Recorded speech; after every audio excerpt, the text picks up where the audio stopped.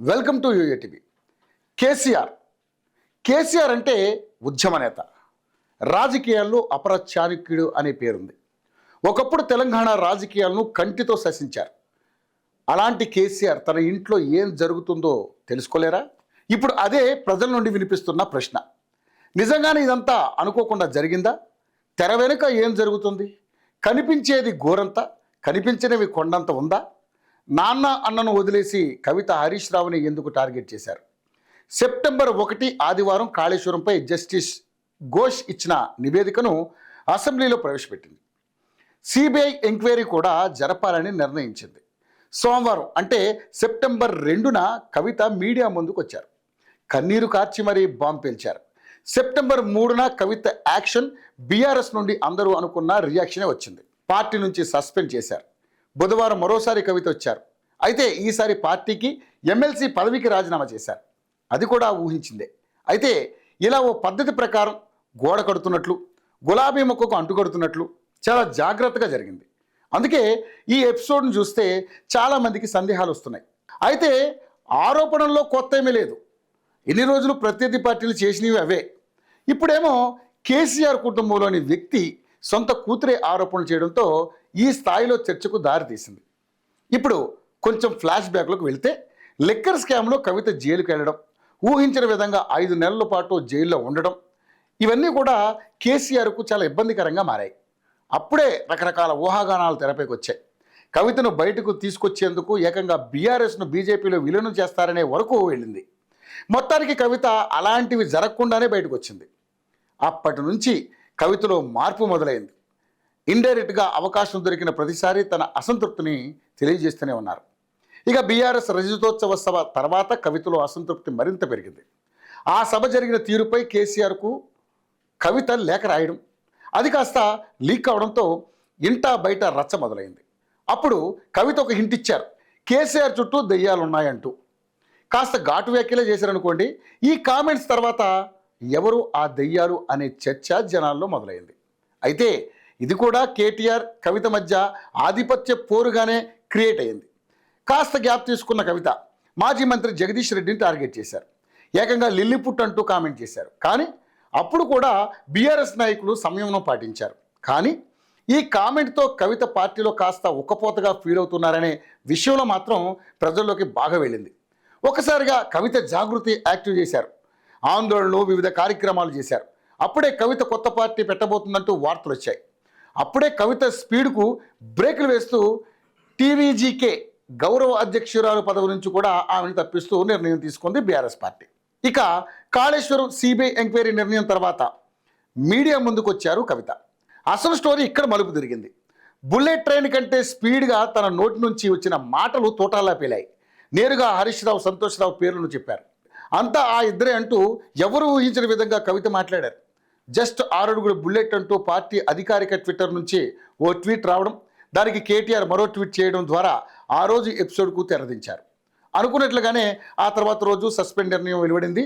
Party మహిళా నేతలు కవితకు కౌంటర్ ఇవ్వడం, ఆ తర్వాత ఆమె రాజీనామా చేయడం జరిగిపోయాయి. ఇదంతా కూడా బాహుబలి పార్ట్ 1 లాంటిది అన్నమాట. ఇక్కడ కట్టప్ప బాహుబలిని ఎందుకు చంపారు అన్నది తెలియాలంటే సెకండ్ పార్ట్ చూడాలి. బీఆర్ఎస్ వర్సెస్ కవిత ఎపిసోడ్లో కూడా నెక్స్ట్ ఏం జరగబోతుందనే ఉత్కంఠ ఇప్పుడు ప్రజల్లో ఉంది. అయితే కవితలో ఇంత అసంతృప్తి గూడు కట్టుకోవడం ఒక రోజుతోనో ఒక సంఘటనతోనో జరిగింది కాదు. ఉద్యమ కాలం నుంచే ఆమె అసంతృప్తిగా ఉందని పలువురు రాజకీయ విశ్లేషకులు అంటున్నారు. తెలంగాణ ఉద్యమ సమయం నుంచే ఆమె కుటుంబంలో వివక్షను ఎదుర్కొంటున్నానని కవిత తన సన్నిహితుల వద్ద చెప్పుకున్నట్లుగా తెలుస్తోంది. తెలంగాణ ఉద్యమం చివరి దశకు చేరుకున్న సమయంలో కేసీఆర్ ఢిల్లీ వెళ్ళి ప్రత్యేక రాష్ట్రంపై కేంద్ర మంత్రులతో చర్చించాలి. కానీ ఎంత ప్రయత్నించినా వాళ్ళ అపాయింట్మెంటు లభించలేదు.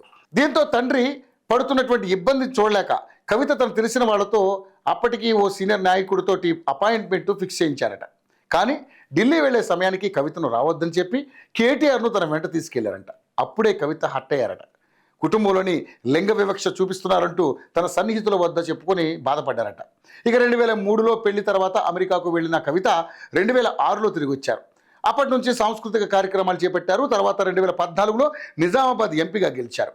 రాష్ట్ర వ్యాప్తంగా ఆహ్వానాల మేరకు తిరిగారు. తనకు వస్తున్న జనాదరణను చూసి కుటుంబ సభ్యులే తట్టుకోలేకపోయారని బాధపడ్డారట కవిత. నిజామాబాద్కే పరిమితం కావాలని హుకుం చేశారట. ఇలా రాజకీయంగా తాను ఎదగకుండా కుటుంబంలోనే కుట్ర జరిగిందని సన్నిహితులతో మాట్లాడుతూ చెప్పారట. ఇక 2019లో నిజామాబాద్లో తన ఓటమికి కారణం కొందరు బీఆర్ఎస్ ఎమ్మెల్యేలే అని కవిత మొదటి నుంచి చెబుతున్న మాట. అధికారంలో తమ పార్టీ ఉన్నప్పటికీ తనను మాత్రం ప్రతిపక్షంలో ఉన్నట్లే చూశారని అన్నారు. అయితే కవితపై ఇంత కక్ష ఎవరికి ఉంది అంటే దీనికి తెలంగాణ జాగృతి నేతలు చెప్పే కారణాలు ఆసక్తికరంగా ఉన్నాయి. తెలంగాణ జాగృతి సంస్థలు ఉన్నాయి, రాష్ట్ర వ్యాప్తంగా కార్యాలయాలు కూడా ఉన్నాయి. కానీ కేటీఆర్, హరీష్ రావులకు మాత్రం ఇలాంటి సంస్థలు లేవని వారి మాటగా చెప్తున్నారు. ప్రజాబలం ఉన్న ఆర్గనైజ్డ్ స్ట్రక్చర్ వారికి లేదు. అందుకే వారికంటే తనకు ఎక్కువ ప్రయారిటీ ఇవ్వాలని కవిత కోరుకున్నారు. కానీ పార్టీ పెద్దలు ఇవ్వలేదు. అటు ఫ్యామిలీతోనూ ఇటు పార్టీతోనూ తమకు ప్రాధాన్యత లేదని నిరుత్సాహపడ్డారంట కవిత. అంతేకాదు కవిత స్వతంత్రంగా ఎదుగుతుందని, జాగ్రత్తగా ఉండాలని పార్టీ నేతలే కార్యకర్తలకు చెప్తున్నారట. అంతేకాకుండా కవిత ఫోన్ కూడా ట్యాప్ చేశారనేది ప్రధాన ఆరోపణ. అందుకే తాను 2023 డిసెంబర్ 3న అంటే అసెంబ్లీ ఎన్నికల రిజల్ట్ రోజు పార్టీ ఖచ్చితంగా గెలుస్తుంది కాబట్టి ఆ ఆనందంలో తాను పార్టీ నుంచి వెళ్ళిపోవాలని అనుకున్నారట. కానీ బీఆర్ఎస్ ఓడిపోవడంతో రాజీనామా ఆలోచనను వెనక్కి తీసుకున్నారట. మరి హరీష్ రావుని ఎందుకు టార్గెట్ చేసింది అంటే మాత్రం ఆయన మిస్టర్ క్లీన్ ఇమేజ్ కోసం నిత్యం ప్రయత్నిస్తుంటారని కవిత వర్గం అంటోంది. కేటీఆర్ ఈ formula race, KCR phone tapping case, మరి హరీష్ రావుపై ఒక్క కేసు ఎందుకు లేదన్నది జాగృతి నేతల ప్రశ్న. అంతేకాకుండా గజ్వేల్లో కేసీఆర్ను ఓడించేందుకు గుర్తు తెలియని నెంబర్ నుంచి ఒంటేరు ప్రతాప్ రెడ్డికి హరీష్ రావు ఫోన్ చేసి చెప్పారని, ఆ విషయం స్వయంగా ప్రతాప్ రెడ్డి చెప్పారని కవిత అన్నారు. అంతేకాకుండా సిరిసిల్లలో కూడా కేటీఆర్ను ఓడించేందుకు ప్రయత్నం చేశారని కవిత వాదన. రజతోత్సవ సభ కంటే ముందు కేసీఆర్ ఓ మీటింగ్ పెట్టారని, అందులో 50% మహిళలకు పార్టీ సీట్లు ఇస్తామని, వారందరికీ కవితను నాయకత్వం వహించాలని కేసీఆర్ కవితకు చెప్పారట.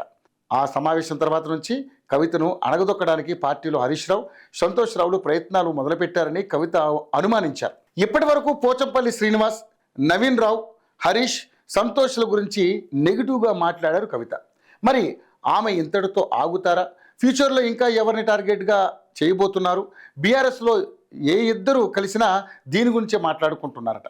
ఓవరాల్గా ఎపిసోడ్లో కవిత 2023 నుంచి పార్టీ, కుటుంబంలో ఉక్కపోతకు గురవుతున్నారని అర్థమవుతుంది. మరి నెక్స్ట్ స్టెప్ ఏంటి అనే విషయానికి వస్తే మాత్రం ఆమె కేసీఆర్ ఫోటో పెట్టుకుని ప్రజల్లోకి వెళ్తానని చెప్పారు. మొదటి నుంచి కవిత కాంగ్రెస్, బీజేపీలను వ్యతిరేకిస్తుంది కాబట్టి ఆ పార్టీలో చేరే అవకాశం లేదు. కానీ తెలంగాణ జాగృతి ద్వారానే కార్యక్రమాలు కొనసాగిస్తూ వచ్చే ఎన్నికల ముందు కొత్త పార్టీని ప్రకటించే అవకాశం ఉంది.